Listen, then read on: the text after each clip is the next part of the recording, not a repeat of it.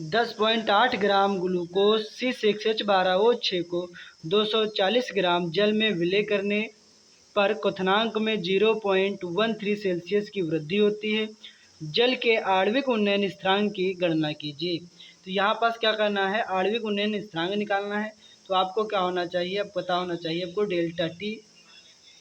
जो delta T कितना दे रखा है, वो क्वथनांक में 0.13 सेल्सियस की क्या हो रही वृद्धि हो रही, वो दे रखी है 0.13 सेल्सियस दे रखा है। उसके बाद देखेंगे डब्ल्यू बी।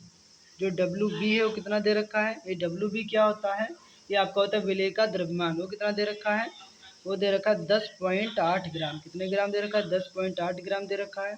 उसके बाद देखेंगे क्या हमें एम बी, ये एम बी क्या होता है, ये ग्लूकोज का अणुभार होता है। ग्लूकोज का अणुभार कितना होता है, 180 रहेगा। उसके बाद देखेंगे ध्यान से, ये जो क्या है, ये जो डब्ल्यू दे रखा है, जो वो डब्ल्यू कितना है 240, इसको स्मॉल डब्ल्यू से भी ले सकते हैं।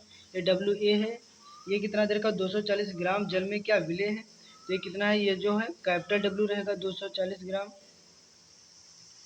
उसके बाद फार्मूला क्या करा था, आणविक उन्नयन स्थिरांक की गणना कीजिए। तो फार्मूला क्या होता है, तो डेल्टा टी बराबर होता है के B into W B into 1000 upon M B into रहेगा डब्ल्यू ए रहेगा। अब यहाँ पर ध्यान से देखेंगे, डेल्टा टी का मान कितना दे रखा है 0.13 दे रखा है। के बी का मान निकालना है। डब्ल्यू बी कितना दे रखा है, डब्ल्यू बी दे रखा है 10.8, और क्या रहेगा यहाँ पास रहेगा इंटू 1000 रहेगा, और अपॉन में एम बी कितना दे रखा है, वो आपका दे रखा है 180, और इंटू में रहेगा कितना, डब्ल्यू ए कितना दे रखा है, वो दे रखा है डब्ल्यू जो कैपिटल डब्ल्यू जो दे रखा है 240 दे रखा है। कितने ग्राम में घोला गया है। अब यहाँ से क्या करेंगे, यहाँ से पॉइंट हटेगा तो कितने से एक संख्या पे जीरो बढ़ेगा, तो 2 जीरो से 2 जीरो कट जाएगा, 1 जीरो से 1 जीरो कट जाएगा। अब इसको डिवाइड करेंगे, तो यहाँ पर 2 1 कम 2 हो जाएगा, 2 दूना 4 हो जाएगा, और 2 पंचे 10, 2 चक्कू 8, और फिर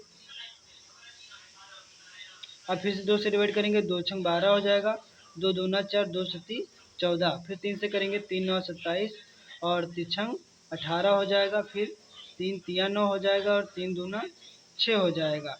उसके बाद यहाँ रहेगा 0.13, और यहाँ पास रहेगा के बी बराबर इंटू में क्या रहेगा, इंटू में रहेगा 3, और बटे में 6, और 6 दूनी कितना हो जाएगा, 6 दूना हो जाएगा 12, 3 एकम 3, और 3 चौको कितना आ जाएगा 12 आ जाएगा। यहाँ पास आ जाएगा 0.13 के बी इंटू में रहेगा 1/4। उसके बाद यहाँ क्या रहेगा, ध्यान से देखेंगे, यहाँ रहेगा 0.13 रहेगा, गुड़े वाला कहाँ जाएगा बटे में, बटे वाला फिर कहाँ जाएगा गुड़े में, तो 4 ऊपर हो जाएगा, 1 नीचे नीचे, लेकिन 1 का नीचे महत्व नहीं होगा, तो के बी ऐसे रहेगा।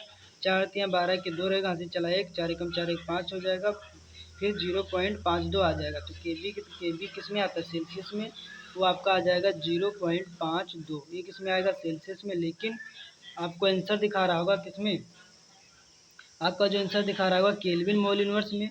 तो या तो आपका ये आंसर दिखेगा, या तो केल्विन इनवर्स में ले जाएंगे। तो इसको पहले लिख लें, इसको सही रूप में, तो के बी बराबर लिखेंगे 0.52 सेल्सियस ये। उसके बाद हमें किस में दिखाना है, 100, देखो अब इसमें किस में निकालें, 1000 में निकाले थे, तो आपका किस में, सेल्सियस में आ गया। अब हमको किस में लाना है, किलोग्राम जो केल्विन मोल इनवर्स में लाना है।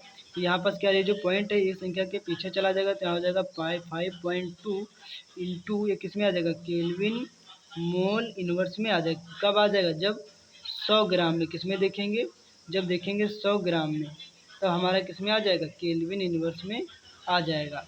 तो यही हमारा क्या हो जाएगा, राइट आंसर आ जाएगा। या तो ये दिखा रहा होगा आंसर, या तो नीचे वाला, जब 100 ग्राम में देखेंगे। तो ये जो न्यूमेरिकल आपका सॉल्व हो चुका है। फिर मिलता है नेक्स्ट वीडियो में, तब तक के लिए आप सभी का तहे दिल से धन्यवाद।